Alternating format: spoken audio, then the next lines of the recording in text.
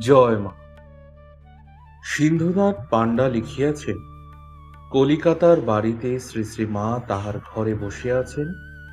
তাহার পাশে আমি ও আমার বন্ধু ডাক্তার কাঞ্জিলাল, সম্মুখে দুইজন পাশ্চাত্য ভক্ত, একজন পুরুষ ও একজন স্ত্রীলোক।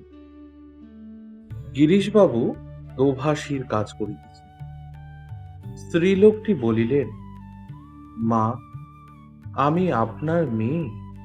মা বলিলেন, হ্যাঁ, তুমি আমার মেয়ে। পুরুষ ভক্তটি বলিলেন, আপনি যে জগন্মাতা তা কি করে বুঝব?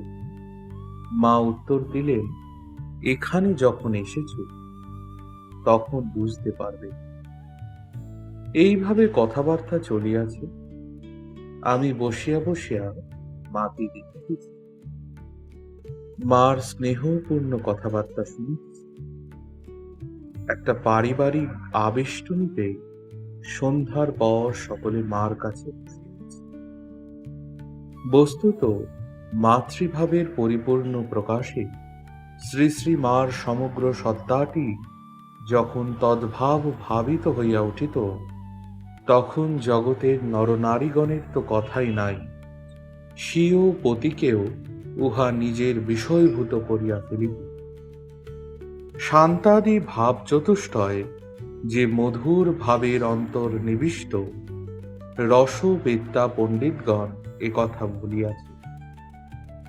মধুর ভাবের অন্তর্নিহিত বাৎসল্য ভাব তখন বিশেষ রূপে বর্ধিত হইয়া ঠাকুরের সম্পর্কে তাহার মনোভাবকে অনুরঞ্জিত করিয়া ফেলিত, ইহা নিঃসংকোচে বলা যাইতে পারে। মা, আপনি ঠাকুরকে কিভাবে দেখতেন? কোন ভক্ত সন্তানের এহেন প্রশ্নের উত্তরে মায়ের উত্তর, সন্তান ভাবে দেখি। শ্রী শ্রী জগন্মাতা সমর্পণমস্তু। জয় মা, জয়, জয়।